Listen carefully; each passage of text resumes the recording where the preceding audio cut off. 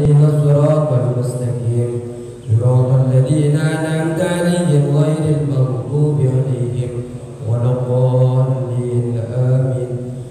السلام عليكم ورحمة الله تعالى وبركاته.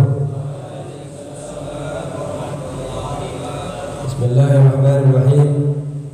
الحمد لله رب العالمين والصلاة والسلام على أشرف الأنبياء والمرسلين سيدنا وحبيبنا وشفيعنا ومولانا محمد وعلى آله وصحبه أجمعين. ربنا لا علم لنا إلا ما علمتنا إنك أنت العليم الحكيم. رب اشرح لي صدري ويسر لي أمري واحلل عقدة من لساني يفقهوا قولي. أما بعد, yang kami hormati Ketua DKM Masjid Darussalam, Ustaz Jumat beserta para pengurus-pengurusnya, para aparatur daerah yang hadir pada malam hari ini, para RT, RW yang dirahmati Allah Subhanahu wa taala. Semoga panjenengan yang berkumpul di majelis ini menjadi wasilah diampuni dosa-dosanya Allah Subhanahu wa taala. Amin ya rabbal alamin. Bismillahirrahmanirrahim. Qala musannif rahimahullahu taala wa nafa'ana bi ulumihi wa madana bi asrarihi bikum fid dharain amin. Malam hari ini kita akan melanjutkan pembacaan kitab Fathul Qarib, meneruskan pelajaran yang sebelumnya tentang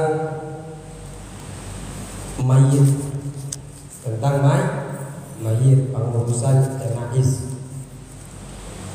Kemarin kita sudah mempelajari ada dua perkara yang tidak boleh dimandikan, tidak boleh disolatkan.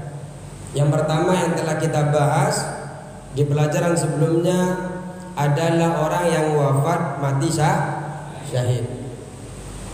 Orang yang mati syahid, tapi mati syahidnya adalah fid dunya wal akhirah, dan hanya fid dunya saja. Itu tidak boleh dimandikan, tidak perlu disolati. Tapi kalau hanya syahid fil akhirah, seperti orang tenggelam, kebakaran, itu juga bisa syahid, cuma syahidnya itu kan fil akhirah, tetap seperti manusia biasanya. Kalau bisa dimandikan, ya dimandikan. Kalau bisa, karena kan takut kebakaran kan tidak bisa dimandikan kan? Nah, ditayamum. Itu sudah kita pelajari sebelumnya. Kemudian yang kedua adalah as-siktul ladzi lam yastahil ay lam yarfa sautahu. Yang kedua pelajaran kita adalah anak kecil keguguran. Seorang wanita yang keguguran, anak kecil yang lahir sebelum sempurna bulannya.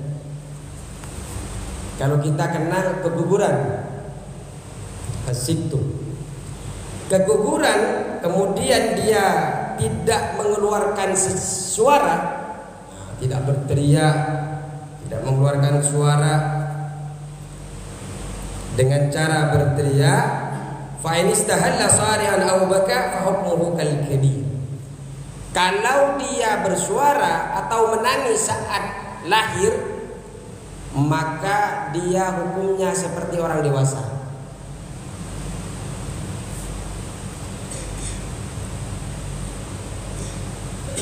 Wasiktu ini bisa dibaca asiktu, asaktu, asuktu. Sinnya bisa dibaca 3. Yang mana keguguran ini yang dimaksud adalah al-waladun nazilu qabla tamami ma'khudin min syukuti. Jadi asiktu al-waladun nazilu qabla tamamihi. Jadi yang disebut dengan keguguran itu anak yang keluar dari rahim seorang perempuan sebelum sempurnanya bulan, sebelum sempurnanya dia di dalam kandungan. Kita akan kaji lebih dalam lagi tentang perkara ini. Kalau kita di dalam bab ini, bab tentang asiktuh di dalam kitab Fathul Qarib ini, yang disebut dengan keguguran adalah keluarnya seorang anak yang belum sempurna di dalam kehamilan itu. Tapi kalau kita mencari di dalam kitab lain, huwallazi kharaja min batni ummihi qabla tamami ashhuri. Jadi keluarnya seorang bayi keluar dari perut ibunya sebelum sempurnanya bulan. Biasanya kalau lahir itu berapa bulan biasanya Pak? 9 bulan.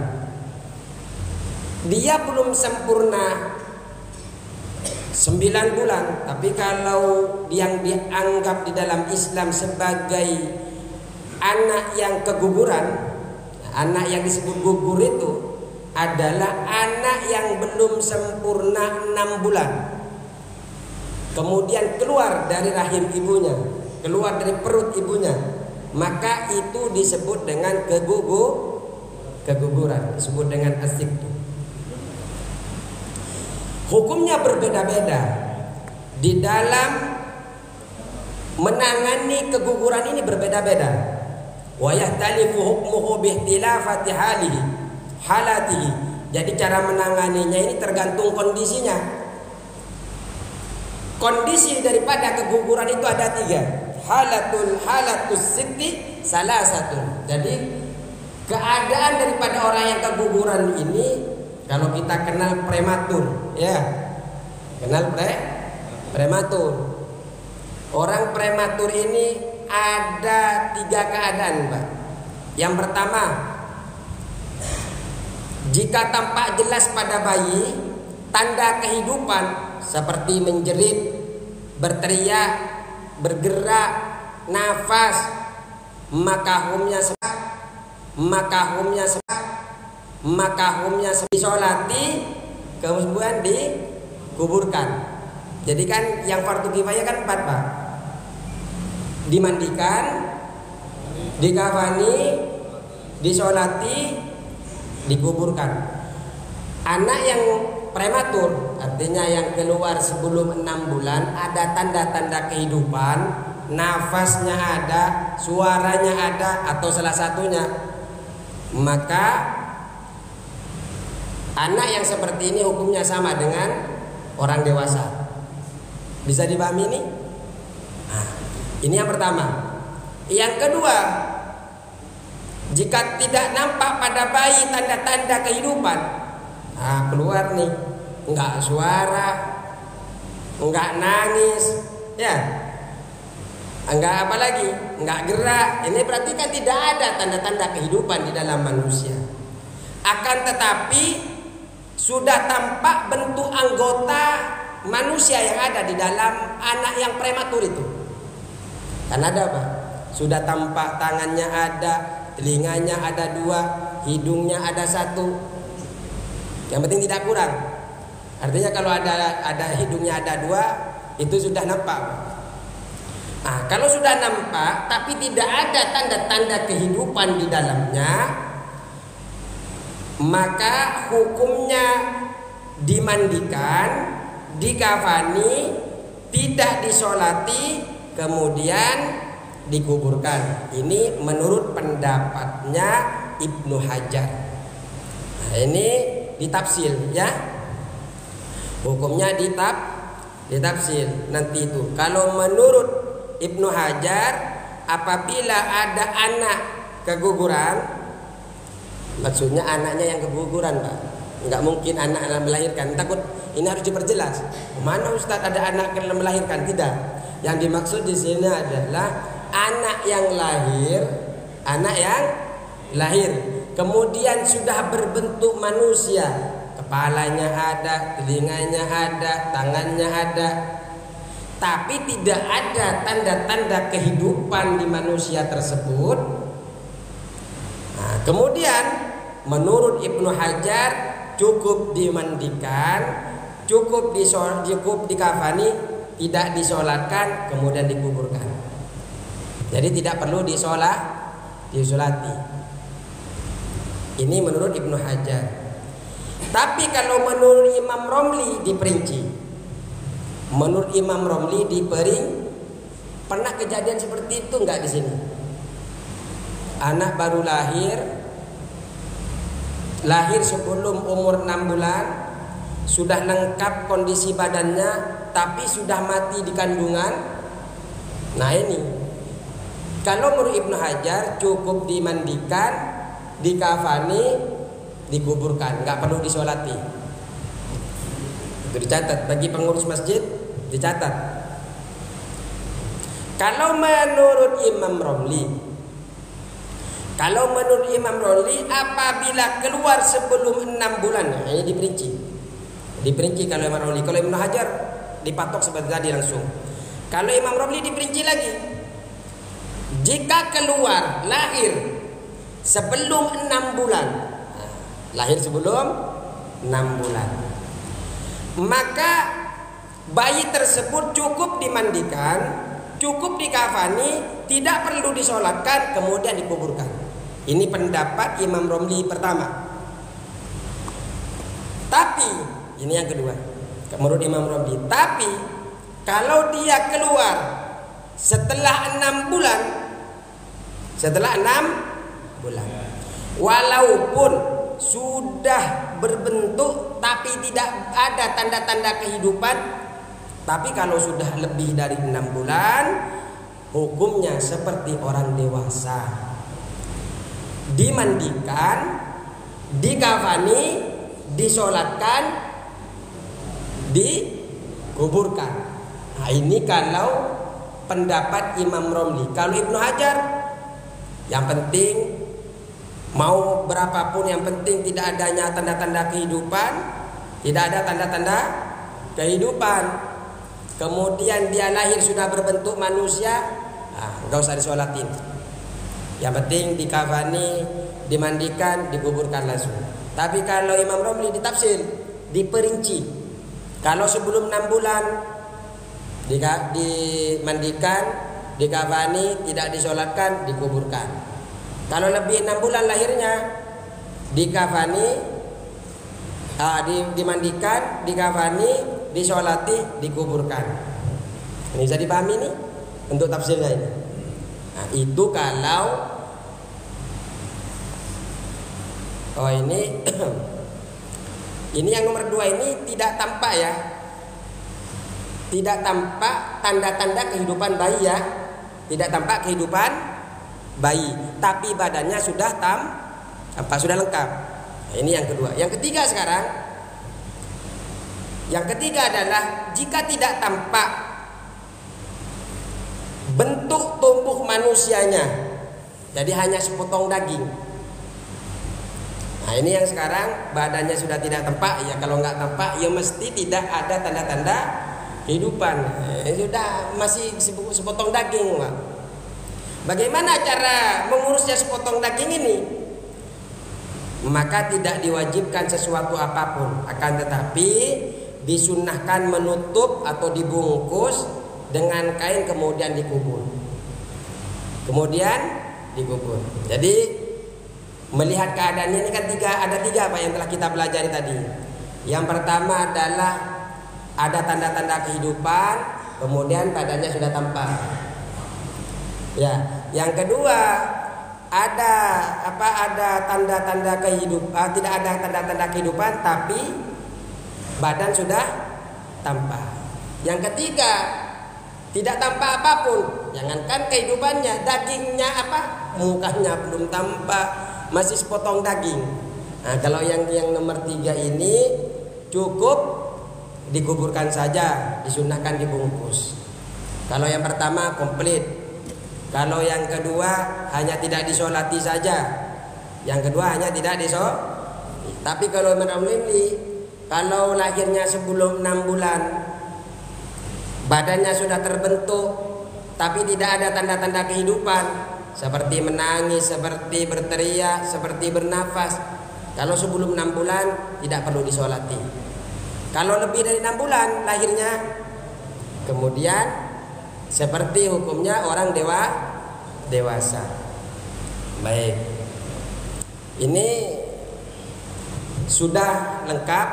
Sekarang kita akan membahas selanjutnya di dalam kitab kita. Wa yuwassalul mayyitu witra salasan aw khamsan aw aksar. Mayit itu dimandikan secara ganjil, dimandikan dengan ganjil. 3 kali, 5 kali atau lebih daripada 3 kali, daripada 5 kali boleh. Tapi ditekankan di sini dimandikannya secara ganjil. Kita akan bahas nanti lebih detailnya nanti. Wa yakunu fi awwali ghuslihi sidrun. Di awal dimandikan itu, di awal dimandikan dicampur dengan bidara. Dicampurkan dengan bidara. Au yusannu ayasta'in al-ghasilu fil ghaslatil ula. Yakni disunnahkan meminta tolong, orang yang mandikan ini meminta tolong di dalam basuhan yang pertama min wasalatil mayyit bisidrin au khitmiyin. Jadi minta tolong dari basuhan pertama ini dari beberapa basuhan, kemudian dicampur dengan bidara. Kalau tidak ada daun bidara, dicampur dengan daun asam. Wa yakunu fi akhirih ay akhir wuslil mayyiti wa lil mukhrimi syai'un qalilun min kafurin. Dan juga di akhir daripada membasuh mayit, memandikan mayit yang bukan muhrim, dicampur dengan sesuatu yang terdiri dari kafur. Akan tetapi bihaitsu la yuwailul ma'a, sekiranya kafur itu tidak merubah kepada air. Wa'lam anna aqalla ghuslil mayyit ta'mimu badanihi bil ma'i anna aqalla ghuslil mayyit, minimal memandikan mayit, ta'mimu badanihi, yaitu meratakan badannya, bil ma'i dengan air, marratan wahidatan, dengan 1 kali. Wa amma akmaluhu, adapun kesempurnaan memandikan mayit ini, famadhkurun fil maqsudati, disebutkan lebih luas lagi di dalam kitab-kitab yang lebih luas lagi pembahasannya. Yang saya baca ini akan kita bahas secara terperinci. Pertama, jadi sekarang ini tadi itu kan mengurus tentang mayit, Pak. Mengurus tentang mayit. Tadi itu terusan daripada pembahasan minggu kemarin tentang bagaimana mengurus mayit sebelum dimandikan. Fardu kifayah yang dilakukan muslim terhadap mayit itu kan 4, Pak. Memandikan, mengkafani, mengkuburkan, mensolatkan, mengkuburkan. Sekarang masuk ke pembahasan pertama, yaitu hukum, yaitu memandikan mayit. Saya hanya membacakan kitabnya secara ini, sekarang kita akan bahas secara detail. Pertama adalah hukum dari memandikan mayit. Hukum memandikan mayit ini ada 3. Yang pertama adalah wajib. Jadi panjenengan memandikan mayit ini adalah hukumnya wajib. Kepada siapa? Fi haqqil muslim wa ghairi syahidin wa ghairi syahidi ma'rikatil kuffar. Orang yang Islam selain syahid yang memerangi orang kafir. Jadi orang Islam yang wafat bukan orang yang mati syahid, maka kita memandikannya hukumnya wajib. Tapi kalau bagi orang syahid tidak boleh dimandikan. Kata minggu pertemuan sebelumnya, kalau mati syahid, darah yang ada di dalam badannya itu kan harum, seperti harumnya minyak misik. Ketika panjenengan dimandikan, itu kan habis, hilang. Nah, dan juga darahnya itu kan akan bersaksi nanti. Wa wairi sikti alladhi lam yadar fihi mabda'ul khalqi adami.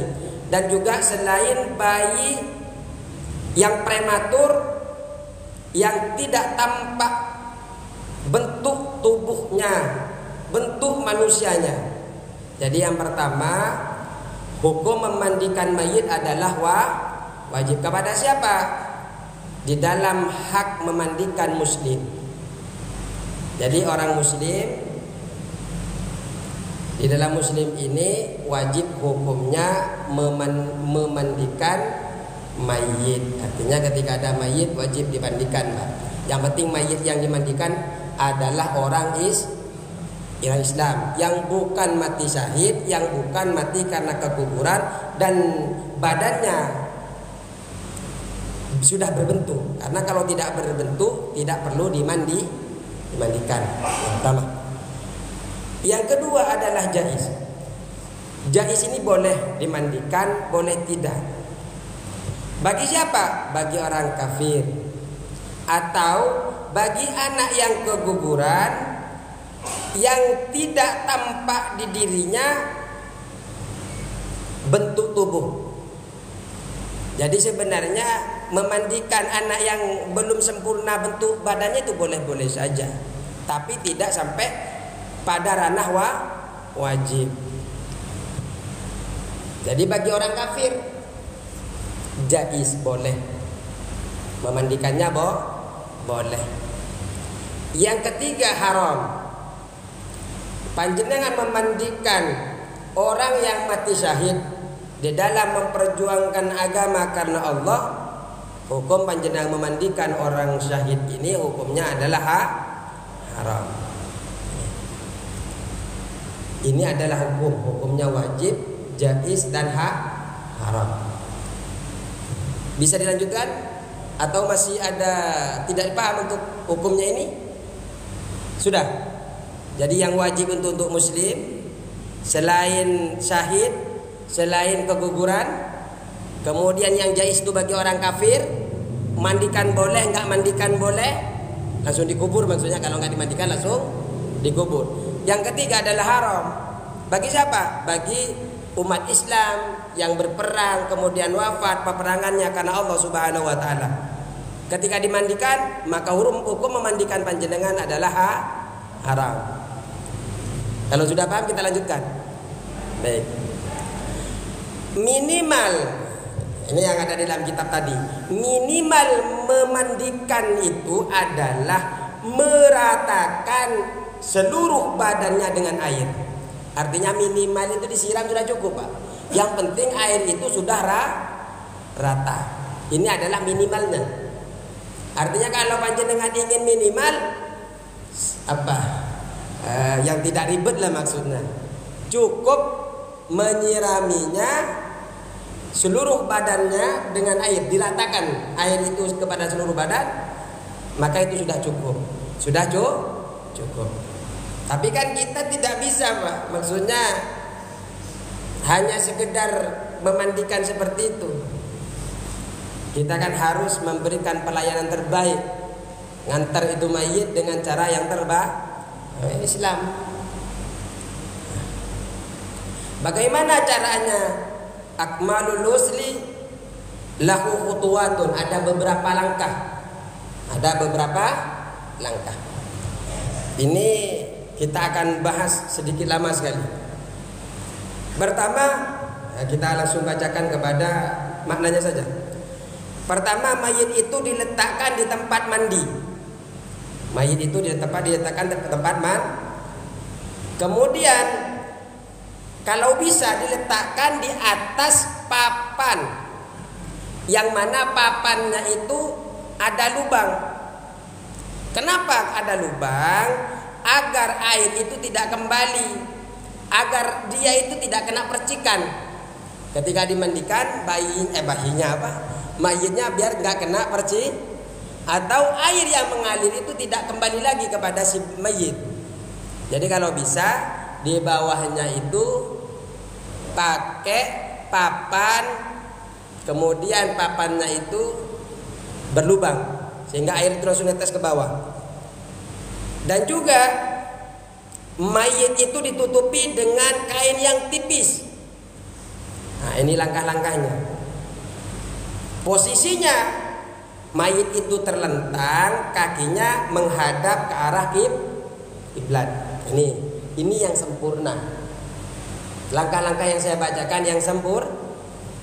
Sebenarnya kita dengan cara yang pertama tadi, minimalnya meratakan seluruh badan sudah cukup. Kalau ingin sempurna, ini kita akan bacakan tadi itu.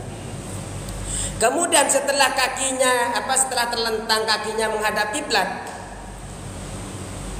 tempat memandikannya itu harus di tempat yang sepi, yang sunyi,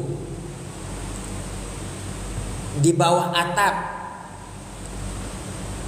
Kemudian mayitnya itu ditutup, mulai dari diletakkan itu sudah ditutup. Ditutup dengan kain apa tadi? Kain tipis. Jadi mulai awal sudah ditutup. Nah, makanya kalau kita itu mandikan mayit kan ditutupi, Pak. Ya kan? Agar menjaga aib. Agar menjaga aib, ditutupi di atas, pinggir, di bawah atap ini. Kemudian ini adalah langkah pertama. Yang kita sebutkan ini adalah langkah pertama.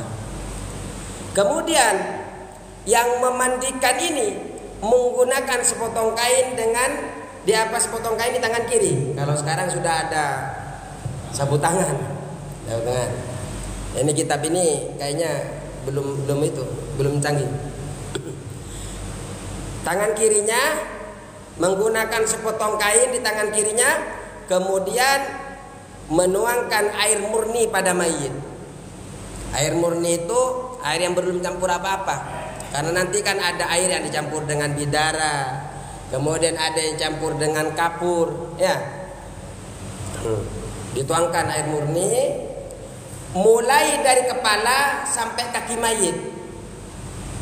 Kemudian menggosok seluruh tubuh mayit dengan tangan kirinya. Tadi kan pakai pakai apa tadi? Sapu tangan. Nah, ini adalah langkah yang nomor 2.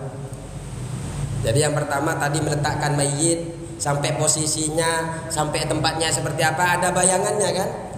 Yang nggak bisa dipraktikkan, nggak ada yang mau dipraktikkan. Ya kalau dipraktikkan pasti cari yang paling mudah.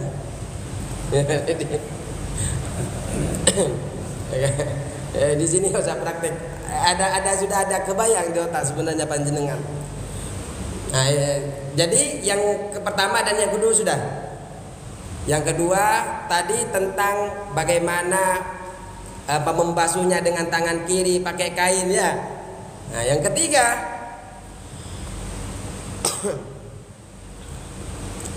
orang yang memandikan itu menyandarkan mayit dengan pelan-pelan.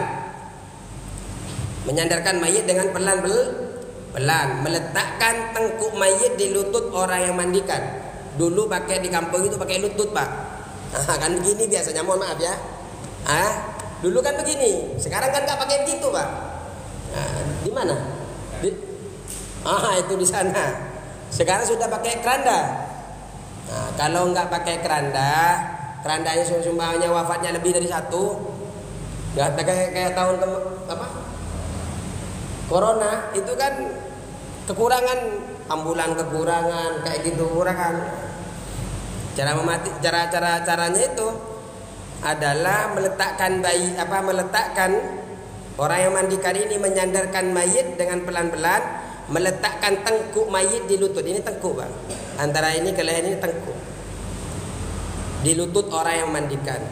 Kemudian menyandarkan punggung mayit ke kaki yang memandikan. Menyandarkan punggung mayit kepada kaki yang menyandarkan ke sini kaki, ke kedua lututnya. Kemudian tangan kanan orang yang mandikan ini berada di bahu mayit. Tangannya ini bahu. Tangan kanannya megang bahu mayit. Ibu jarinya tepat di lengkungan, di lengkungan tengkuk mesin mayit. Ibu jarinya. Kenapa? Agar kepalanya tidak condong. Maksudnya tidak begini, Pak. Nah, di leher lah ya, bahasa ini di leher.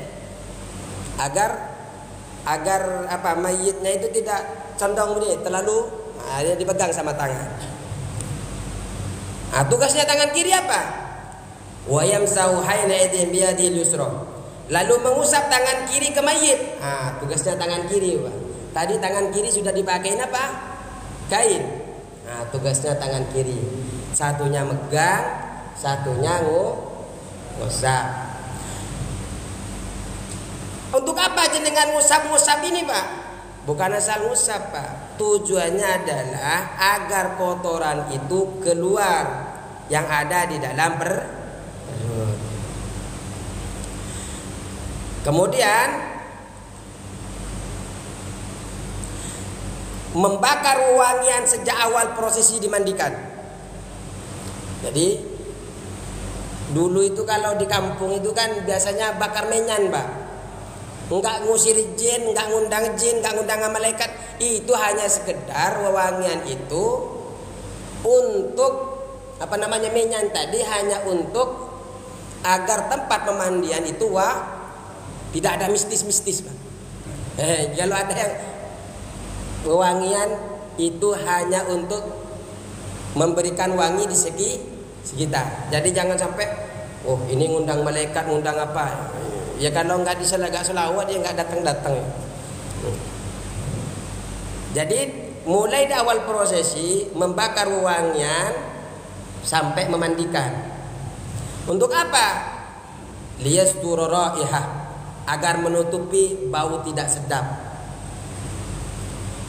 Kemudian mengembalikan mayit pada posisi semula. Artinya setelah sambil kan dipegang, Pak, ya. Diurut-urutkan sama tangan kiri, ya. Kemudian dikembalikan kepada posisi semula. Itu yang langkah ketiga. Artinya langkah pertama sudah, kedua sudah, ketiga sudah. Kemudian langkah keempat, dipercepat saja.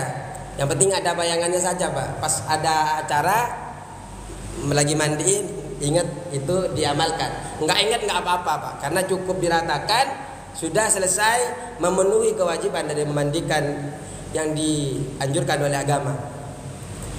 Yang keempat adalah orang yang membersihkan mayit dengan membasuh kelamin dan dubur dengan tangan kiri. Jadi yang memandikan ini membersihkan mayit dengan membasuh kelamin dan dubur dengan menggunakan tangan kiri. Kemudian memperbanyak menuangkan air. Memperbanyak menuangkan. Ya kalau airnya banyak, Pak. Kalau airnya cukup, tambah banyak biar najis-najisnya terus keluar, hilang daripada di mayit itu. Diperbanyak menuangkan air. Untuk apa? Liyadhhaba 'ainul kharij wa rihu ma amkana. Agar sebisa mungkin kotoran dan bau itu hilang. Diperbanyak. Nah, itu langkah keempat, Pak. Soalnya langkahnya sampai ke 5 ke 9, Pak. Jadi percepat. Yang penting ada di memori. Ngelihatnya itu sudah lewat 5 itu. Terus itu langkah keberapa? Keempat.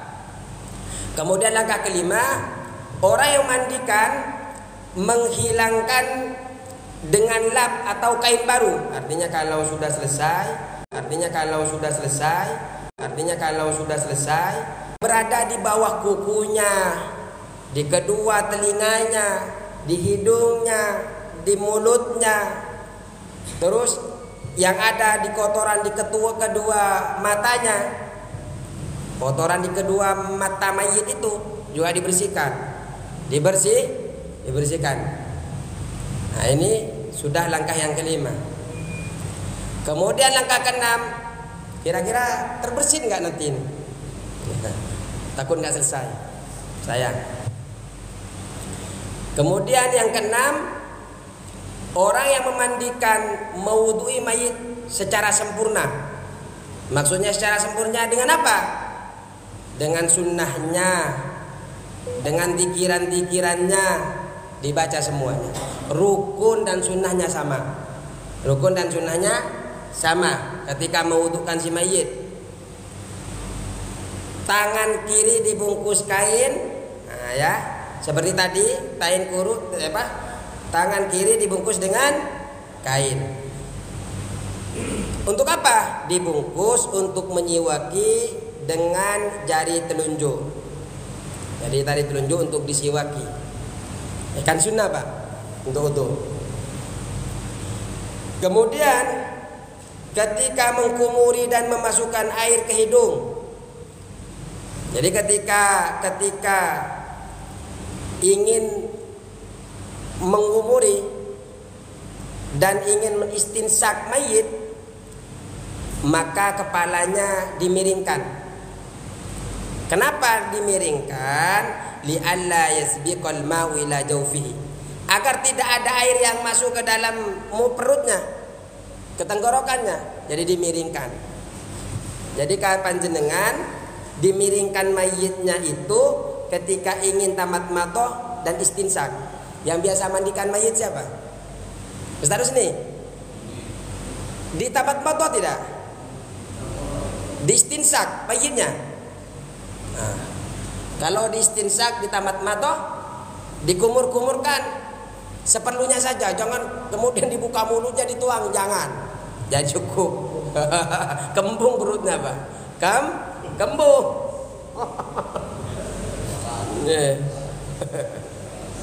Nah terus nyampe ke nomor berapa ini? Dan juga wajib niat wudu. Wajib niat wudu, disunahkan mendoakan setelah wudu. Contohnya nawaitul wudu'ah hadal maitat nawaitul wudu'ah hadal maitati lillahi ta'ala. Saya niat mewudukan mayit ini karena Allah Ta'ala.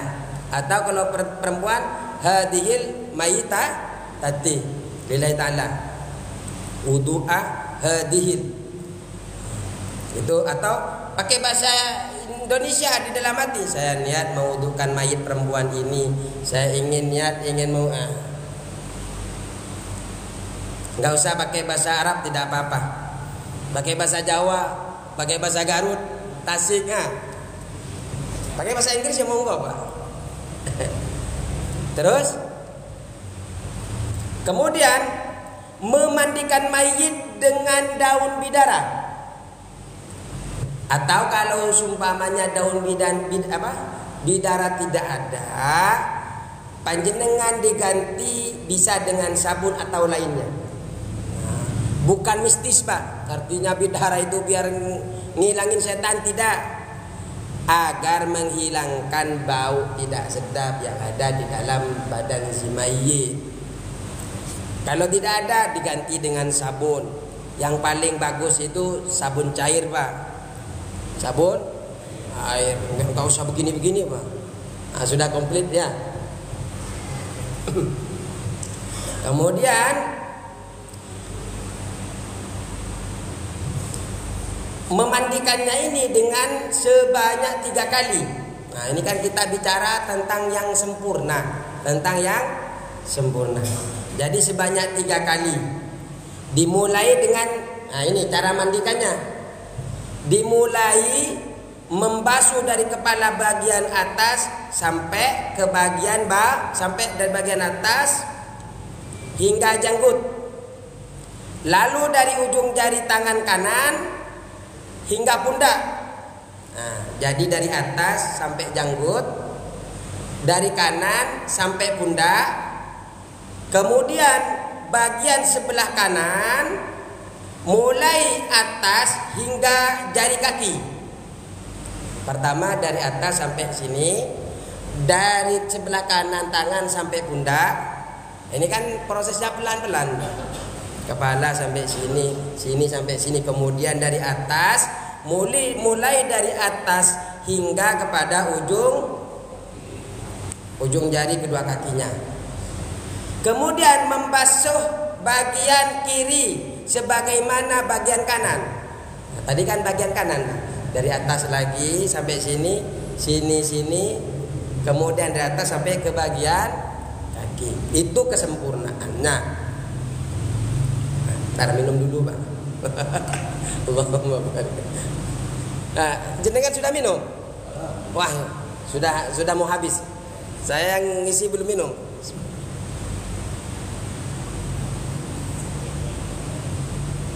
Alhamdulillah. Ini cocok minumannya. Pas. Baik.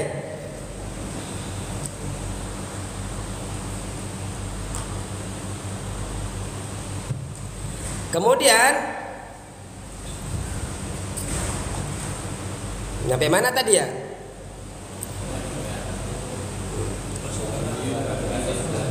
Nah, kemudian membasuh bagian kiri sebagaimana bagian kanan. Kemudian meletakkan kaki kanan di atas kaki kiri. Nah, gimana? Meletakkan kaki kanan di atas kaki kiri. Dan memiringkan ke sebelah kiri. Nah, tujuannya mengangkat kaki apa tadi? Meletakkan kaki kanan di atas kaki kiri ini agar lebih mudah untuk memiringkan ke sebelah kiri dan membiarkan tangan sebelah kanannya. Ada bayangan tidak ini? Jadi kemudian meletakkan kaki kanan di atas kaki kiri, setelah itu memiringkan ke sebelah kiri. Dan membiarkan tangan sebelah kanan karena sudah memiring kan, sebelah kanan biarkan. Kemudian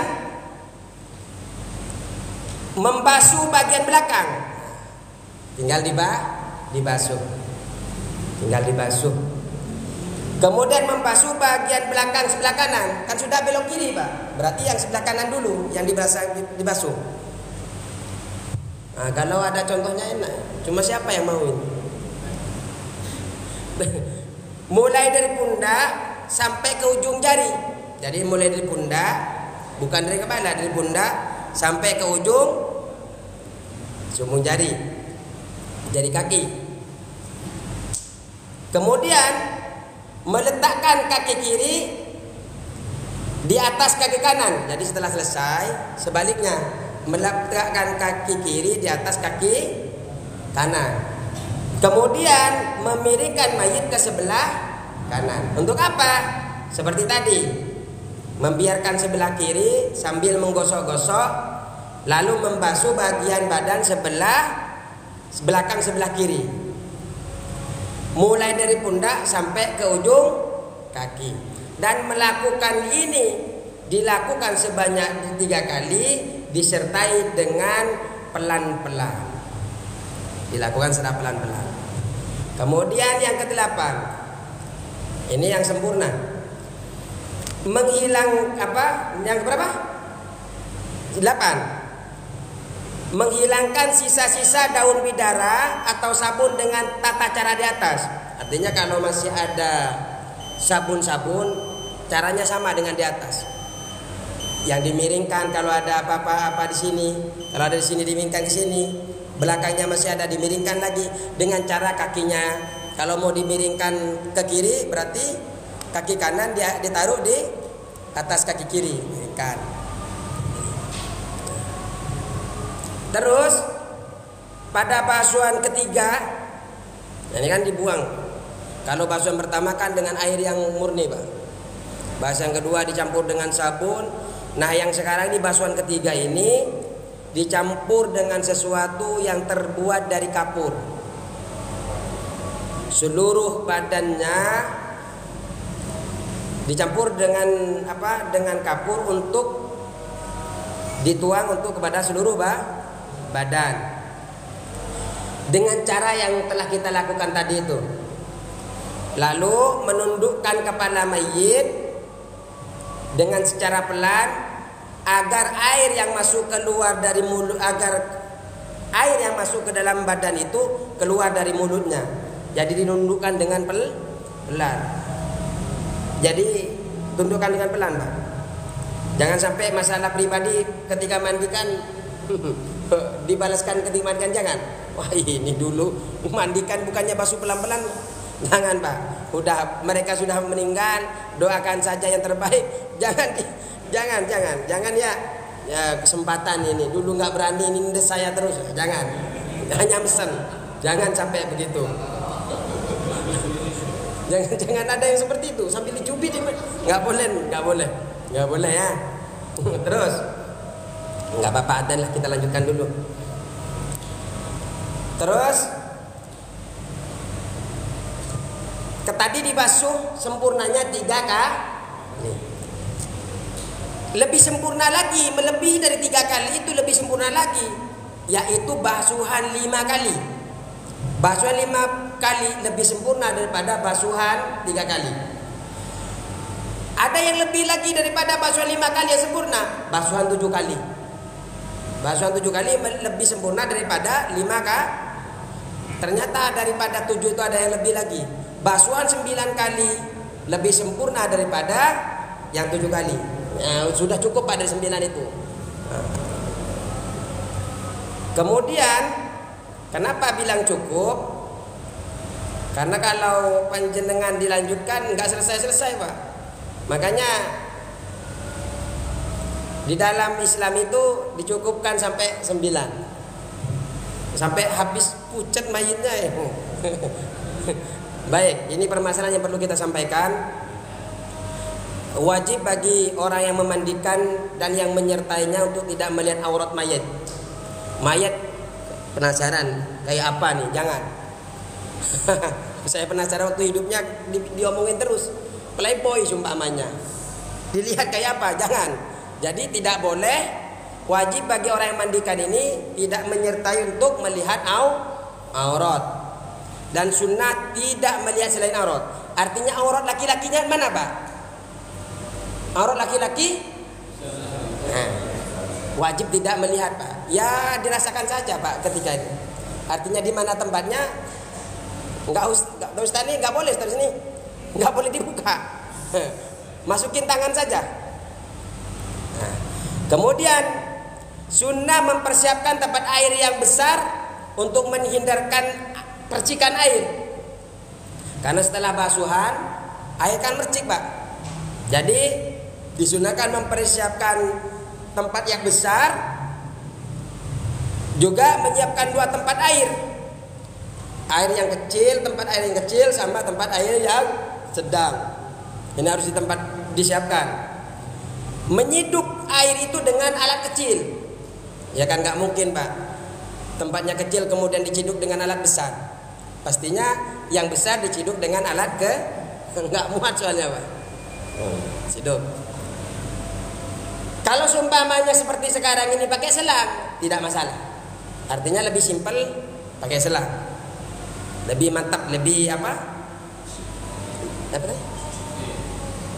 Lebih simpel, lebih baik, lebih suci ya. Ya sucinya sama, lebih praktis. Itu ya, lebih praktis. Kemudian sunnah melemaskan persendian mayat. Nah, saya bacakan terjemahannya, menerjemah dari kitabnya saja biar cepat. Melemaskan persendian mayat setelah memandikan. Setelah mandikan dilemaskan lagi persendiannya, Pak. Karena prosesnya belum selesai. Setelah memandikan masih harus dikafani. Nah, jadi dilemaskan persendian mayatnya, kemudian menyeka yang basah-basah agar tidak cepat busuk. Jadi yang basah-basah pakai andu, pernah pakai hair dryer? Terus makruh hukumnya memotong rambut dan kuku mayit. Jadi jangan usah dipotong, Pak. Kalau ada kukunya kotor dibersihkan. Makruh hukumnya. Mayit yang sedang ihram tidak boleh dilakukan sesuatu apapun yang haram ketika dia melaksanakan ihram. Kenapa? Karena orang yang wafat dalam keadaan ihram itu sampai wafat pun dia masih dalam keadaan ihram. Tidak ada di sini, adanya di Arab, Pak. Lanjut. Kemudian memandikan mayit ini disunnahkan dilakukan oleh orang yang dipercaya. Kenapa harus dipercaya orang yang melakukan? Ada dasarnya, Pak. Sehingga ketika melihat hal yang tidak baik daripada mayit ini, ia tidak akan menyampaikan kepada orang lain, akan tetapi ia menutupinya. Banyak, Pak, mayit itu bermacam-macam, Pak. Busuk kah? Kadang ada ulat kah? Kadang ya. Makanya yang jenengan pilih saja, Pak. Dari begitu banyak pemandi itu. Mulai sekarang booking, Pak. Kalau saya wafat, kamu yang mandiin saya ya, Pak. Gitu, nggak apa-apa, Pak. Yang takut itu setelah booking malah yang di booking mati duluan. Yang penting maksudnya itu untuk mempersiapkan agar menghindar daripada aib yang ada. Ya kita nggak tahu Pak, kita wafat dalam keadaan apa. Oh sepertinya Ustadz Usni, Ustadz ini kayaknya dipercaya. Seumpamanya ini sumpah kayaknya Ustadz Jumanto ini dipercaya nih akan menjaga haid seumpamanya. Akhirnya kemudian ini contoh. Kemudian terus yang lebih utama untuk memandikan mayit laki-laki adalah orang laki-laki. Dan yang lebih mendahulukan adalah yang paling ahli fikih. Bagi suami diperbolehkan memandikan istrinya, juga sebaliknya istrinya juga boleh memandikan suami. Dan juga bagi perempuan yang memandikan adalah perempuan. Di dalam kitab lain disebutkan kalau yang lain semuanya laki-laki yang wafat, ternyata tidak ada laki-laki lain, yang ada hanya perempuan, maka wajib ditayamumi kalau di dalam kitab lain. Saking menjaga daripada fitnah. Nah ini, jika tidak ada kecuali laki-laki yang bukan mahram saat hendak memandikan mayit perempuan, atau tidak ada kecuali wanita yang bukan mahram saat hendak memandikan mayit, maka mayit ditayamumi saja. Nah ini ternyata dalam kitab ini juga ada. Begitu juga wajib juga ditayamumi jika ada orang tidak boleh terkena air. Maksudnya tidak bisa terkena air itu karena sulit untuk dimandikan, seperti kebakaran, seperti apa. Kalau dimandikan ternyata badannya rontok seumpamanya, kan ada saja Pak. Kalau kena air kukunya rontok, tulangnya rontok, sehingga tidak perlu dimandikan, cukup ditayamumi. Nah ini, kalau ingin memandikan mayit hingga 3 kali, seperti yang dijelaskan tadi itu, jumlah basuhan kalau 3 kali seumpamanya, basuhan menggunakan daun bidara 1 kali, basuhan untuk membilas sisa daun bidara 1 kali, basuhan dengan campuran sedikit kapur 1 kali. Ini kalau membasuh 3 kali. Kalau 5 kali, basuhan menggunakan daun bidara atau sabun lah ini. Kan sabit bidara ini kan sabun 1 kali. Basuhan untuk membilas sisa daun bidara 1 kali. Kemudian basuhan dengan campuran sedikit kapur 3 kali. Ini kalau 5. Kalau 7, basuhan menggunakan daun bidara itu 2 kali. Basuhan untuk membilas sisa daun bidara itu 2 kali. Kemudian basuhan dengan campuran kapur 3 kali. Di sini pakai kapur nggak? Pakai. Oh, komplit di sini. Tenang Pak. Pakai komplit di sini. Cuma semoga panjenengan semua sehat walafiat, panjang umur Pak. Walaupun Pak paket komplit sudah sedia semua, masih semoga panjang umur, taubatnya masih panjang. Terus kalau 9, nah tadi kan terakhir 9, basuhan menggunakan daun bidara 3 kali, basuhan untuk membilas sisa daun bidara 3 kali, kemudian basuhan dengan campuran sedikit kapur 3 kali. Cukup.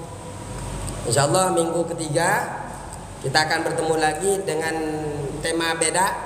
Kalau sekarang temanya adalah memandikan, pertemuan berikutnya adalah mengkafani. Temanya sama-sama jenazah, cuma beda tema lagi. Cukup sekian Pak. Mohon maaf apabila ada candaan yang menyakiti panjenengan, yang menyinggung dan sebagainya. Tidak ada maksud apapun, hanya cukup hanya sekedar candaan saja. Mohon maaf. Allahul muwaffiq ila aqwamit thoriq. Wassalamualaikum warahmatullahi taala wabarakatuh.